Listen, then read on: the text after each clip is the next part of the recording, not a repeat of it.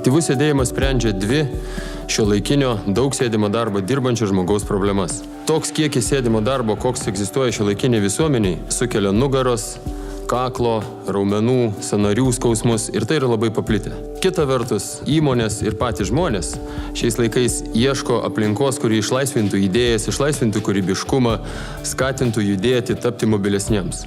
Aktyvus sėdėjimas kaip tik orientuojasi į šitos du aspektus. Tai mes visi esame sukurti judėti, o ne būti statiškose padėtyse.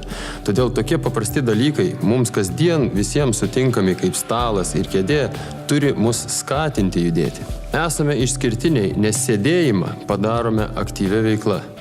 Šioje srityje specializuojamės pirmieji Lietuvoje, o savo klientams siūlome tik tai kruopščiai atrinktus ir aktyvaus sėdėjimo koncepciją atitinkančius pasaulio gamintojų produktus. Taip pat turime ir savų gamybos ambicijų. Aktyvus sėdėjimas. 2 iki šiol buvę nesuderinami žodžiai yra viskas, ką privalote atsiminti. Ateikite, išbandykite ir mėgaukitės.